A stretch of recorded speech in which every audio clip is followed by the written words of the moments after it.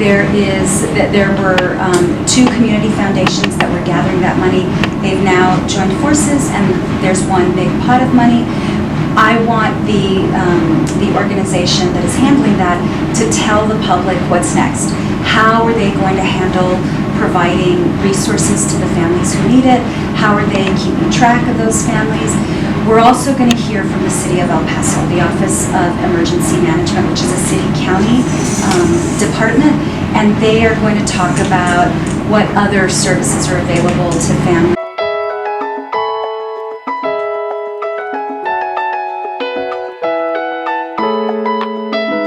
Representatives, the Congress back in February held two markups. A markup is a committee process where we accept amendments. So a bill goes through various processes.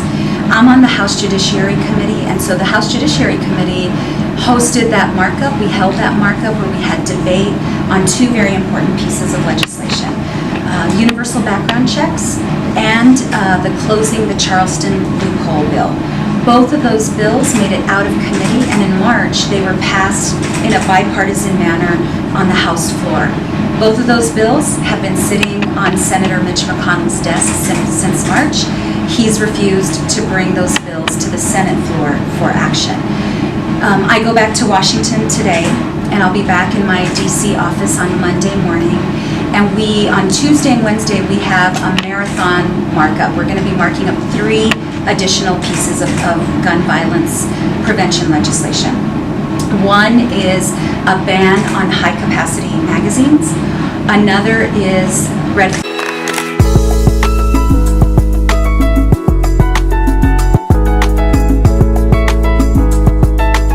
I think it is an absolute outrage that the president is taking money that Congress appropriated for the military, for our national defense, for projects within military installations, both at home and abroad, that are important to the military, that are important for our readiness, that are important for our national defense, and he's diverting that money toward a wall that even Border Patrol agents themselves have told us doesn't do anything to stop people seeking asylum, and it doesn't address the root causes, which are the ways, addressing the root causes of migration, making sure people have safe communities in their own country where they want to live.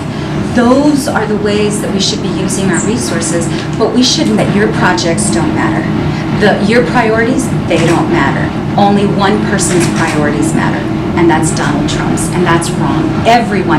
That should not even be a partisan issue. It shouldn't be a Republican issue. It shouldn't be a Democrat issue. It should be an American issue. That the Congress has the power of the purse, that we've gone through lengthy processes to figure out where to put money. We cannot have one person, one man, violate that for his vanity re-election campaign promise.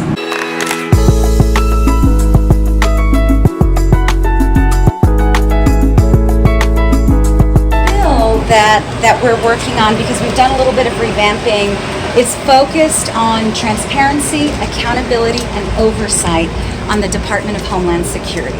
Congress over the last decade has provided a significant amount of money to the Homeland Security, but we've not gotten any kind of meaningful oversight. And so this bill seeks to do that.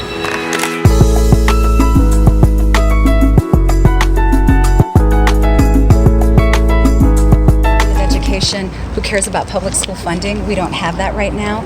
She's an appointee of this administration, the Trump administration, and she's actually pulling funding from public schools for charter schools. We have to reverse that. It's going to take a different president. We are on the House side. We're going to continue to appropriate money for public school funding and to encourage higher education and create a pathway for people. But we really need folks in those important positions who aren't going to divert the funds. I believe that we need gun violence legislation. What happened at Walmart was needless. It did not have to happen. I have sat at bedside after bedside after bedside. I've been to funeral after funeral after funeral.